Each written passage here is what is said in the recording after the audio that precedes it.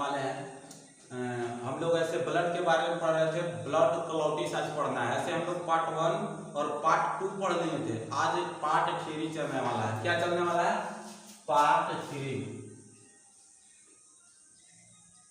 Part 3 हम लोग पढ़ने वाले हैं ब्लड क्लॉटिस, मतलब ब्लड थक्का कैसे जमता है ना। ऐसे हम लोग तो जानते हैं कि ब्लड थक्का जो है विटामिन के की वजह से होता है ना। लेकिन ऐसे तो हम लोग बहुते बच्चा में जाने थे के की वजह से होता है।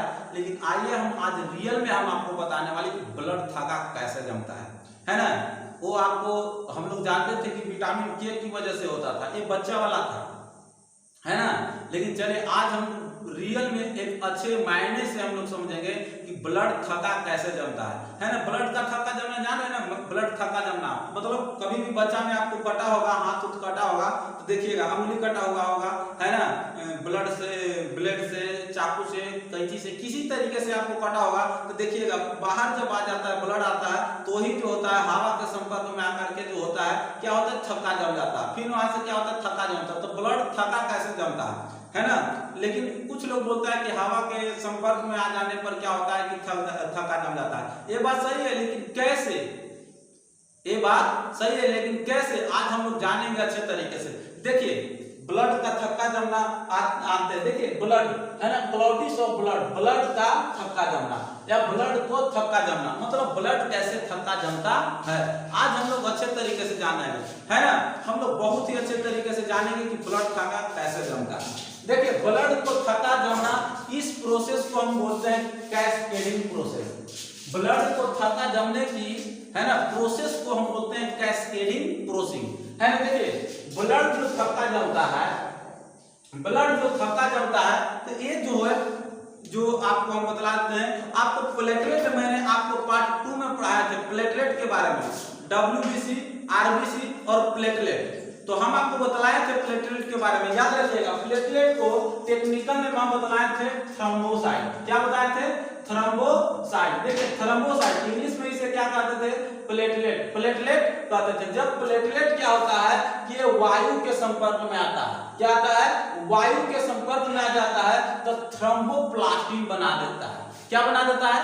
थ्रोम्बोप्लास्टिन। याद रखिएगा ये ब्लड जो क्लॉटिस जो होता है, थक्का जो जमता है 4 स्टेप में जमता है। कितने? 4 स्टेप में जमता है ना। लेकिन तो एक स्टेप आपको हम बतला दिए, अच्छे तरीके से समझने की कोशिश करिएगा, है ना। ब्लड क्लॉटिस मतलब थ्रोम्बोसाइट जब क्या करता है, थ्रोम्बोसाइट का मतलब प्लेटलेट। प्लेटलेट जो होता है वायु के संपर्क में आता है तो वो बना लेता है थ्रोम्बोप्लास्टिन। क्या बना लेता है? थ्रोम्बोप्लास्टिन। ये जो होता है वायु के संपर्क में आकर के थ्रोम्बोप्लास्टिन बना लेता है। ये आपको नंबर 1 याद रखिएगा, स्टेप नंबर 1। थ्रोम्बोसाइट वायु से संपर्क करके थ्रोम्बोप्लास्टिन बना लेता है ना। देखिए यही थ्रोम्बोप्लास्टिन, अब चलते हैं दूसरा चरण, दूसरा स्टेप, है ना। थ्रोम्बोप्लास्टिन कैल्शियम को जगाता है।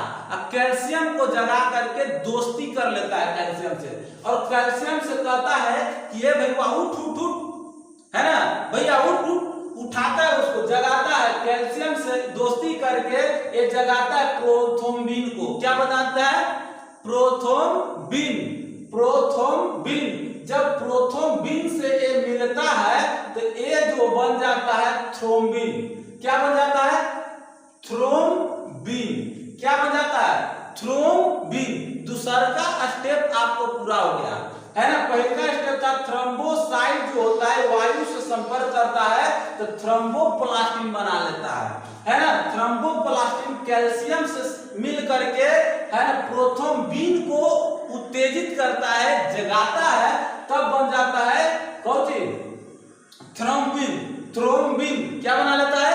थ्रोम्बिन बना लेता है ना। देखिए जब वही थ्रोम्बिन क्या करता है, वही थ्रोम्बिन है ना क्या करता है, फाइब्रिनोजेन को क्या करता है? फाइब्रिनोजेन से दोस्ती करता है। क्या कर लेता है? दोस्ती कर लेता है। जैसे फाइब्रिनोजेन होता है, थ्रोम्बिन जो होता है उसके साथ फाइब्रिनोजेन क्या करता है? दोस्ती कर लेता है, और दोस्ती करके क्या करता है कि ये बना लेता है फाइब्रिन। क्या बना लेता है?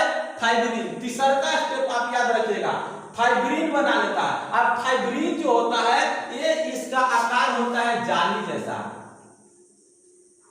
कैसा? जाली जैसा। अच्छे तरीके से समझिएगा, है ना। आपको तीसरा स्टेप में आपको समझ में आ रहा है कि ये जो होता है थ्रोम्बिन और फाइब्रिनोजेन दोनों दोस्ती कर लेता है, और दोस्ती करके क्या करता है कि ये जो होता है फाइब्रिन बना लेता है। अब फाइब्रिन के आकार जो होता है वो जालीनुमा जैसा होता है। जैसे यहाँ पर देखिए आप, देखिए ये जो है ये जाली है। क्या है? जाली। क्या हो गया? जाली। फाइब्रिनोजेन क्या होता है कि जाली टाइप का होता है ना। जैसे आपको क्या हुआ, जैसे यहां कटेगा क्या हो जाएगा, जो है आपको क्या करेगा कि ये फाइब्रिनोजेन जो है क्या करेगा, जैसे आएगा कटेगा तो जुना पर आ जाएगा। आकर के क्या करेगा कि जैसे जाली टाइप के रहेगा, ये जाली टाइप के ऐसा गया। जाली मतलब समझ आ रहा है ना, जाली मतलब समझ आ रहा है। देखिए जाली टाइप के हो जाता है कैसे, देखिए जब जाली टाइप के हो जाता है ना, जैसे आप मान लेते हैं कोई नली है या नाला, नाला में भी हम मान लेते हैं कि ऐसे करके रड डाल देते हैं। क्या कर देते हैं? ऐसे रड डाल देते हैं।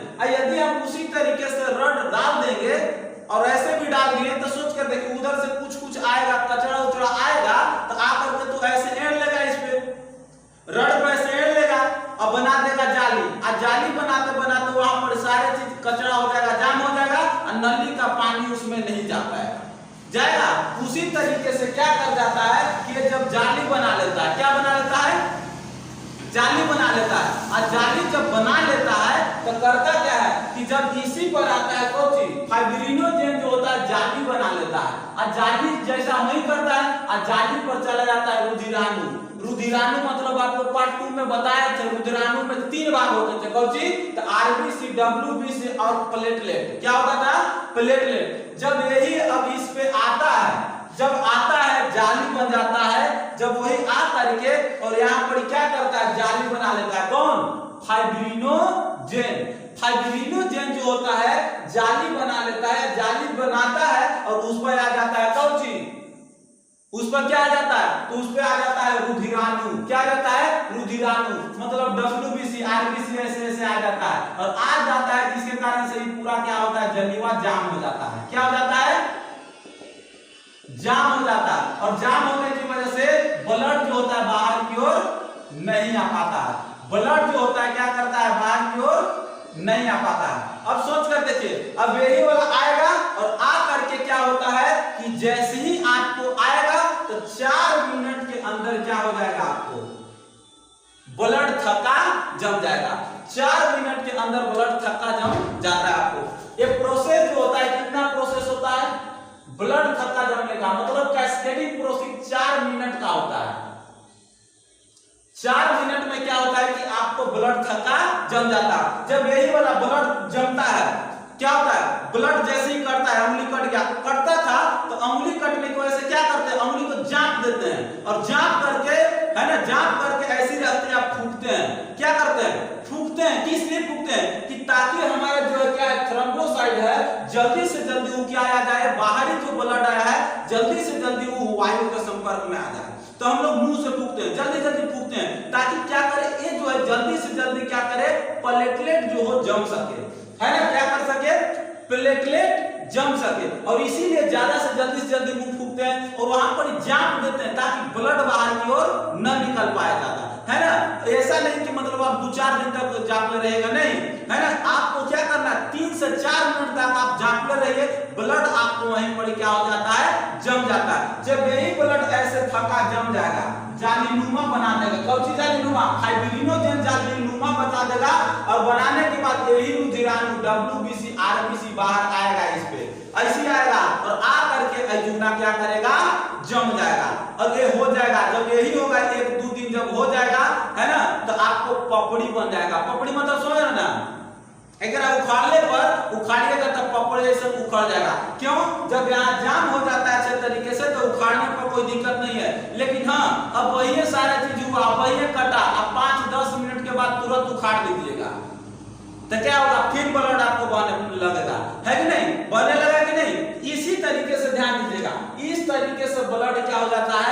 थका जम जाता है। कभी कभी हम लोग देखिएगा बचपना में बहुत सारे लोग, आप लोग को भी याद होगा है ना, कि आप लोग के अपना बचपना होगा, तो बचपना में ना लड़का लोग ना, छोटे छोटे बच्चे में बहुत लुहेड़ा होता है, ससुराल बहुत ही लुहेड़ा होता है। कभी जाएगा तो आम छीलने में, छोटा छोटा आम छीलने में हाथ काट लेगा, कभी पेड़ बचाने में, फेदा काटने में हाथ काट लेगा, कभी दौड़ने में गिर जाएगा, तो कभी ट्रैक्टर में लटक करके गिर जाएगा, कदा फिल्म देखने के लिए कहां एक दूसरे मार्केट में चला जाता है ना, कभी गाड़ी पर से गिर करके तोड़ दिया है ना। देखिए मतलब किसी न किसी तरीके से ससुराल सुबह जाएगा, शाम तक ने एक बार छील करके आ ही जाता है। लेकिन आप सोचिएगा उसको ने क्या होता है, उसको में आप देखिएगा जल्दी वो डॉक्टर के पास नहीं जाएगा, वो क्या कर लेगा, धूली जो होता है, धूली हम लोग बचपना में करते थे, जब पढ़ते थे तो कट जाता था ना, तो धूली लेते थे, धूली लेकर उसको पूरा अच्छे तरीके से बुकनी कर देते थे। अब बुकनी करके मोटा जो होता था उसको फेंक देते थे, और धूली टाइप का होता था वो अच्छे तरीके से चला लेते थे। और हम लोग कहते थे कि डॉक्टर का सबसे बढ़िया इलाज है हम लोग तो पाउडर, धूली है ना, और ज्यादा नहीं होता था तो क्या करते थे, बचपना में होता था क्या कि और ज्यादा से ज्यादा होता था तो काजक लेते थे और काजक को थूक से लगा दिए, काजक को थूक से लगा दिए पूरा, और लगा के साड़ देते थे, दम 1 से 2 दिन के बाद नीमन। क्यों? लेकिन वही चीज गधा, यदि मान लीजिए यदि वही चीज हम बूढ़वा के करेंगे, बूढ़ा के कट गया, छट गया है ना, तो देखिएगा उसका जख्म जल्दी निमन होता ही नहीं है। और यदि खास करके यदि बच्चा वाला नियम उस पर लागू कर दे, धूली ले लगड़ करके नहीं कर दे, मोटा वाला फेंक दे और डाल दे, बूढ़ा का ऐसी भी निमन नहीं होता, वो डालने की बाद और ज्यादा खराब हो जाएगा और उनके जख्म जो है और बड़ा हो जाएगा, निमन होने वाला नहीं है। क्यों? क्योंकि उसमें कोशिका विभाजन कम होता है, लेकिन बच्चा में कोशिका विभाजन ज्यादा होता है, इसलिए जल्दी कटेगा तो जल्दी नीमन हो जाता है बच्चे लोगों के, लेकिन बूढ़े लोगों को जल्दी नीमन नहीं होता।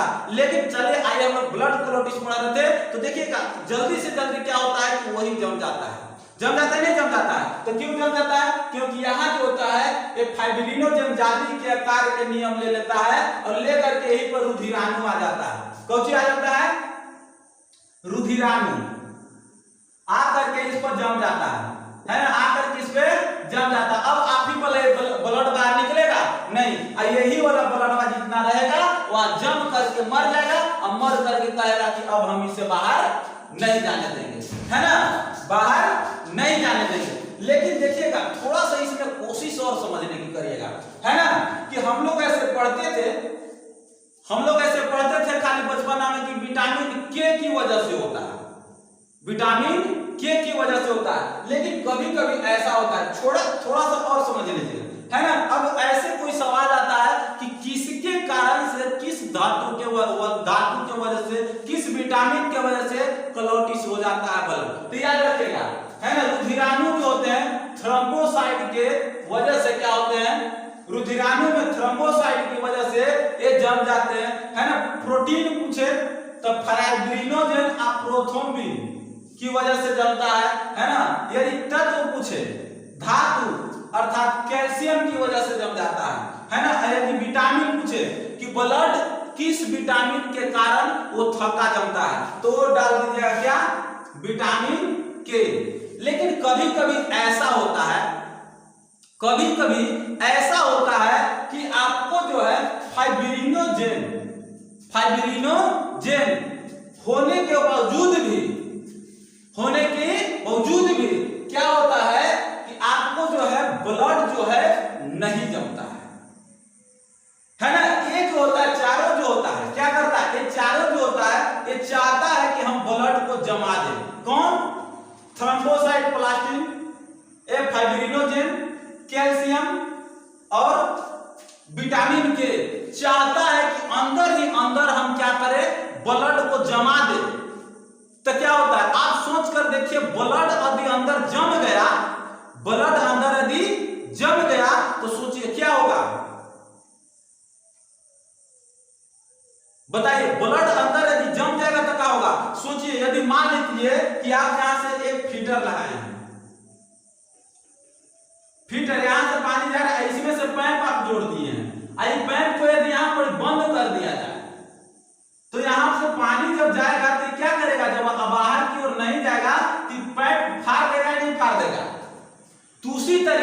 हमारे जो होता है बॉडी में क्या होता है, नस में ब्लड सर्कुलेशन होता है। और यदि सोचिए जहां पर यदि ब्लड अंदर ही हमारे बॉडी के अंदर नस के अंदर ब्लड जाम हो जाएगा तो सोचिए क्या हो जाएगा, अंदर से प्रेशर मारेगा, प्रेशर मारेगा और आगे जमा है नस फाड़ देगा।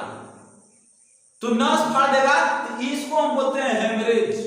और सबसे ज्यादा हेमरेज होगा आपको तो आपको माइंड में होगा।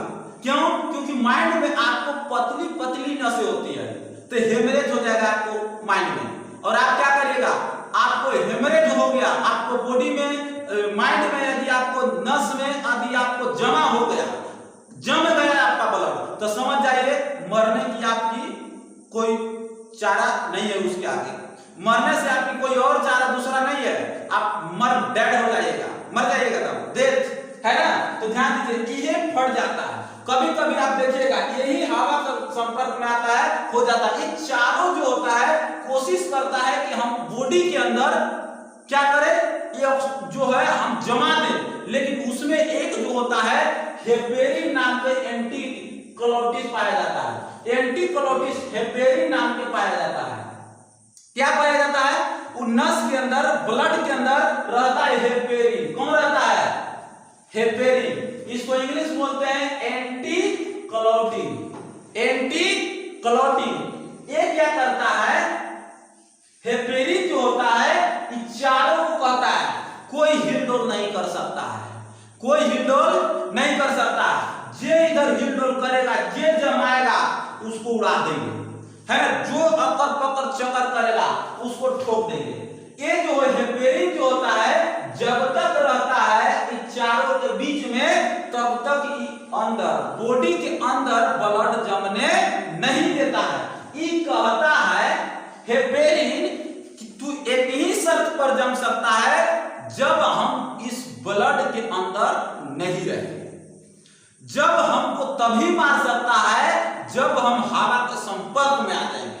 हम मरने के लिए मर जाएंगे लेकिन बहने तो नहीं देंगे, अंदर तो नहीं मरेंगे।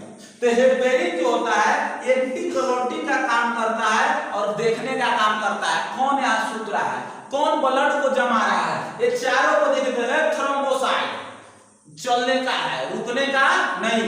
ये जो होता है फाइब्रिनोजेन प्रोथ्रोम्बिन जो होता है ये कहता है चलने का है, रुकने का नहीं। जे रुक गया उसको तो दिमाग खोल देंगे हम पीट के, है ना। कैल्शियम को कहता है रुकना नहीं है ना। विटामिन के को कहता है रुक गए ना ब्लड में तो गड़बड़ा देंगे।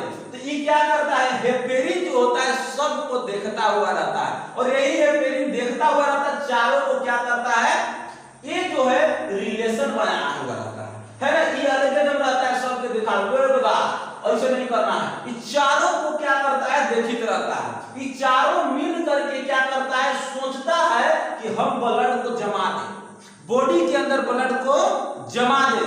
लेकिन हेपेरिन जो होता है क्या करता है, जमने नहीं देता है। और हेपेरिन के अंदर एक खासियत है, खासियत यह है कि जब तक ये बॉडी के अंदर रहेगा, बॉडी मतलब नस के अंदर ब्लड में जब हेपेरिन रहेगा तब तक ये चारों इसको कुछ नहीं कर सकता है, कुछ नहीं कर सकता है। ये मरता हेपेरिन तभी है जब ये हवा के संपर्क में आ जाता है ना।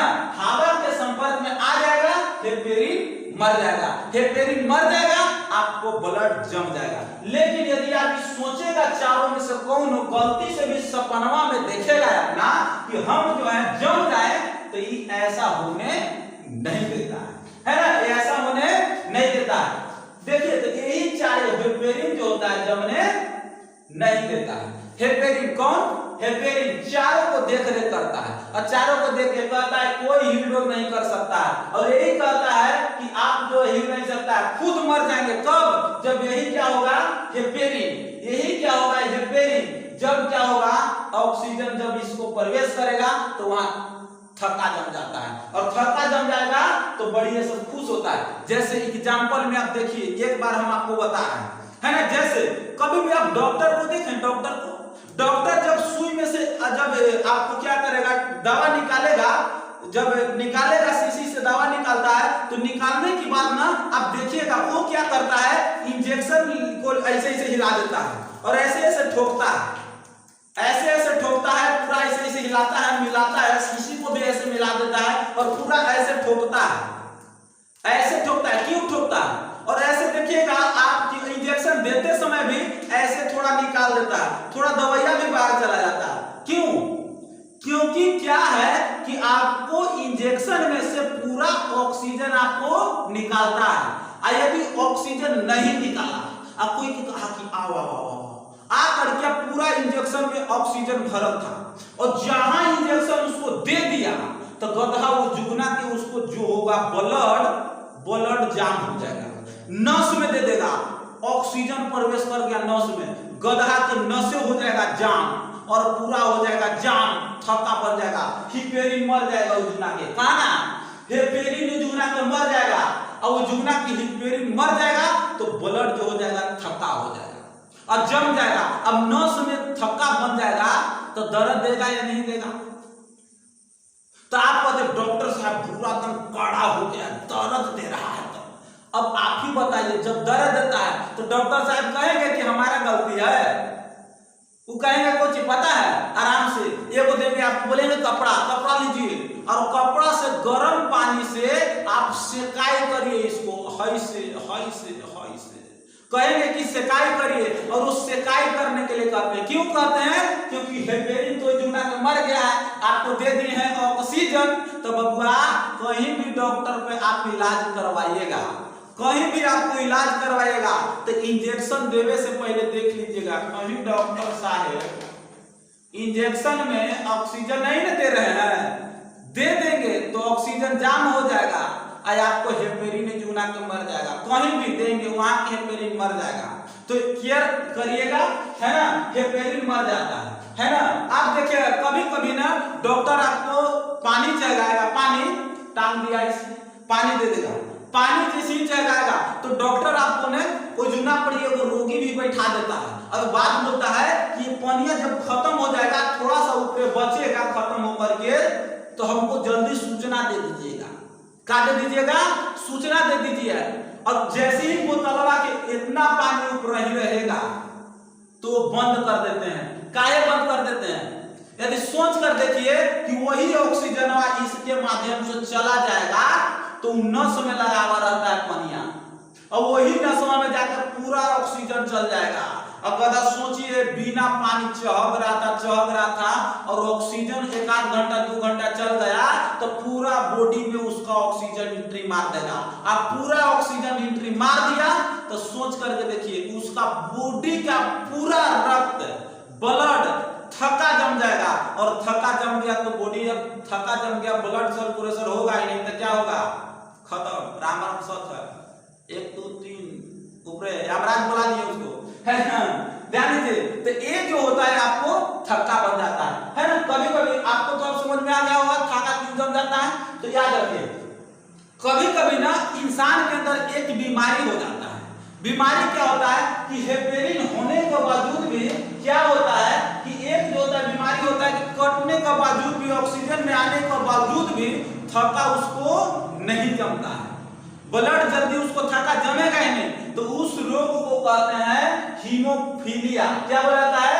हीमोफीलिया रोग बोला जाता है। जिसमें क्या होता है, हीमोफीलिया में क्या होता है, ब्लड उसको जल्दी जाम नहीं होता है, ब्लड उसको जल्दी जाम नहीं होता है। तो याद रखिएगा, आपको मैं आशा करता हूं कि आपको ब्लड क्लोटिस समझ में आ गया होगा, कोई दिक्कत नहीं ना। चलिए एक बार नहीं तो आपको फिर से समझा देते हैं, है ना। देखिए ब्लड क्लोटिस रक्त को थक्का जमना, है ना। ब्लड थक्का जमने की क्रिया को क्या कहते हैं? तब कैस्केडिंग प्रोसेस कहते हैं। थक्का कितने देरी में जम जाता है? तो 4 मिनट के आपको अंदर जम जाएगा, है ना। ध्यान दीजिए, थ्रोम्बोसाइट जिसको हम इंग्लिश में हम बताए थे कि क्या था, प्लेटलेट, है ना। प्लेटलेट जब वायु के संपर्क में आता है तो बना देता है थ्रोम्बोप्लास्टिन, है ना। जब यही थ्रोम्बोप्लास्टिन पार्ट 1 हो गया, है ना। A1 step. दूसरा का स्टेप थ्रोम्बोप्लास्टिन जब कैल्शियम को उत्तेजित करता है, मिलता है तो ये प्रोथ्रोम्बिन को उत्तेजित कर देता है। अब प्रोथ्रोम्बिन को उत्तेजित करता है तो थ्रोम्बिन बन जाता है। क्या बन जाता है? थ्रोम्बिन। और जब यही थ्रोम्बिन क्या करता है, फाइब्रिनोजेन से संपर्क में करता है, कहता है चाचा उठिए, जल्दी उठिए, ब्लड को थक्का बना रहा है, तो ये दोनों आ जाता है, तो आ करके बन जाता है फाइब्रिनोजेन। और फाइब्रिनोजेन के आकार कैसा होता है, तो जालीनुमा। कैसा होता है, जालीनुमा। कैसा होता है, जालीनुमा। अब जालीनुमा हो गया, ब्लड कटा, ये कहेगा कौन, एक थ्रोम्बिन कहेगा, एक फाइब्रिन चाचा मौसा खड़े होइए जल्दी। अब खड़े होइए तो एकरा कॉल रहता है, माइंड तुरंत बतलाता है कि काहे काहे, तो कॉल जाएगा तोरा एक ही सर को उठावल जाएगा, जब तू सर एक ही ध्यान देना, जब कहीं ना कहीं कटल रहेगा तो एकरा एकदम भयानक याद पड़ता कि हमको आज उठावल गेल है, लगता है खास कुछ काम है। जैसे रावण को आप देखे थे, रावण के सब लोग जागल था, लेकिन कुंभकर्ण जागल नहीं था। और जिस दिन उसको जगाया गया, उस दिन उसको पता था कि आज हमको जगाया गया है, लगता है कुछ खास न खास काम है, खास न खास काम है। उसी तरीके से इसको जब जगाता है, थ्रोम्बिन जगाता है, उत्तेजित करता है फाइब्रिनोजेन को, तो फाइब्रिनोजेन के समझ में आ जाता है कि आज लगता है कुछ न कुछ हमको खास काम है, और वो कटल छटल है कहीं, तो यहाँ देखिए फाइब्रिन बना देता है। अब फाइब्रिन के आकार होता है जालीनुमा। अब कट गया, यहाँ पर आ गया, फाइब्रिन हो गया। अब फाइब्रिन जब क्या होता है, जब आता है तो यहाँ पर आ जाता है कौन, रुधिराणु। और रुधिराणु में 3 चीज बताए थे आपको, कौन चीज, तो आरबीसी, डब्ल्यूबीसी और प्लेटलेट। यही आकर के जालीनुमा रचनाओं पर डब्ल्यूबीसी आरबीसी आ जाता है, और आकर के क्या कर देता है, जालीनुमा बना देता है ना। समझ में आ गया, कोई दिक्कत नहीं। आगे देखिए, रुधिराणु जो होता है थ्रोम्बोसाइट, रुधिराणु जो होता है थ्रोम्बोसाइट होता है, रुधिराणु में थ्रोम्बोसाइट होता है। प्रोटीन, यदि पूछेगा किस प्रोटीन की वजह से ब्लड थक्का जमता है, तो प्रोटीन पूछेगा तो फाइब्रिनोजेन और प्रोथ्रोम्बिन है ना। आगे पूछेगा किस तत्व के कारण जमता है, तो कैल्शियम के कारण। तत्व पूछेगा या धातु पूछेगा तो किसके, कैल्शियम के कारण। यदि विटामिन पूछ दिया कि किस विटामिन के कारण से ब्लड थक्का जमता है, तो विटामिन के कारण से, है ना। आप सोचिए, जो एंटीजन पाया जाता है, जो अंदर शरीर के अंदर नहीं जमने देता है, उसको क्या कहते हैं, हिपेरिन, इंग्लिश में एंटी क्लॉटिंग, है ना। जब क्या होता है, जब रक्त जल्दी थक्का कटने के बावजूद भी थक्का नहीं जमता है, तब उसे क्या कहते हैं, कौन सा रोग कहते हैं, तो उसे हीमोफीलिया कहा जाता है। क्या कहा जाता है, हीमोफीलिया कहा जाता है। तो आई होप, मैं आशा करता हूं कि ये सारी चीजें आपको समझ में आ गया होगा। चलिए, तो आज इतना बताएं, अगले पार्ट नंबर 4 में आपको बताया जाएगा, पार्ट 4 में बताया जाएगा ब्लड ग्रुप के बारे में, कि ब्लड ग्रुप क्या है। आप अपना ब्लड ग्रुप आप मिनटों में, क्या सेकंडों में बता सकते हैं कि किस तरीके से। हम आपको बताएंगे कि आपको किस तरीके से ब्लड ए, ब्लड बी और ब्लड ए बी, किस तरीके से ब्लड ओ की जांच किया जाता है, और आप खुद अपने आप से अपना ब्लड जांच कर सकते हैं। चलिए, तो आज के लिए इतना ही। जय हिंद।